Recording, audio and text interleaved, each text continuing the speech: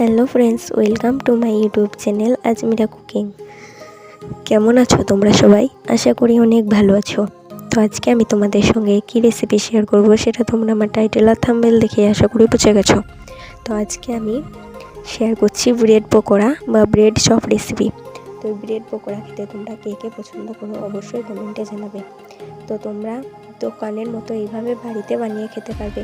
তো চলো রেসিপিটি শুরু করা যাক।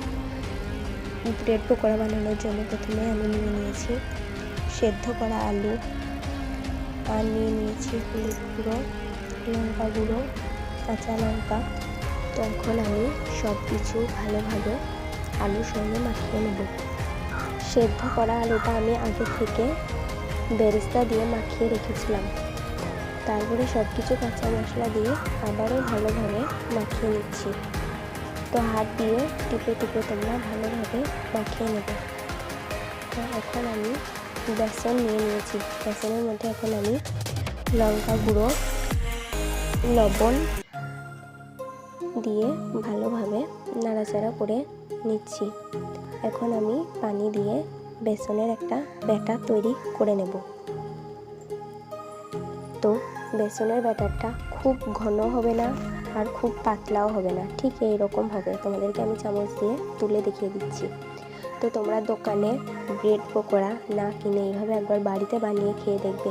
খুব অল্প উপকরণ দিয়ে এই ব্রেড পকোড়াটি খুব সুন্দর খেতে হয়। তো এখানে আমি কেটে রাখা পাউরুটিগুলোর ওপর এখন আলু সানা দিয়ে দিচ্ছি।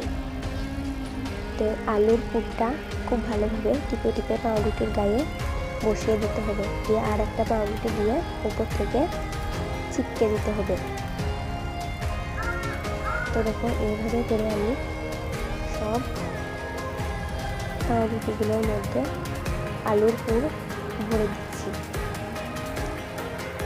তো দেখো খুব সুন্দরভাবে আমি আলুর পুরটা পাউরুটির মধ্যে ভরে দিচ্ছি। এখন আমি উনুনের মধ্যে কম বেশি পরিমাণ মতো তেল দিয়ে দিলাম। এখন অপেক্ষা করবো তেলটা গরম হওয়ার জন্য। তো দেখো তেলটা একদম গরম হয়ে গেছে। এখন আমি পুর ভরা পাউরুটিটা বেসনের মধ্যে ডুবিয়ে তেলের মধ্যে ছেড়ে দিচ্ছি। তো এইভাবে উল্টে পাল্টে লাল লাল করে ব্রেড পকোড়া বা ব্রেড চপগুলো ভেজে নিতে হবে। তো তোমরা যে যেমন মুচমুচে খেতে পছন্দ করো সেরকমভাবে মুচমুচে করে নেবে। তো দেখো আমি কিন্তু একটু বেশি মুচমুচে খেতে পছন্দ করি, তো সেই জন্য আমি একটু লাল লাল করে ব্রেড পকোড়াটা ভেজেছি। তো দেখো কেমন হয়েছে অবশ্যই কমেন্টে জানাবে। তোমরা চাইলে বাড়িতে এইভাবে একবার বানিয়ে খেতে পারবে। তো দেখো আমি ব্রেডটা ভেঙে ভেতরটা দেখাচ্ছি কেমন হয়েছে অবশ্যই কমেন্টে জানাবে। তো তোমরা দোকানে না কিনে এভাবে একবার বাড়িতে বানিয়ে খাবে, খুব সুন্দর লাগবে খেতে।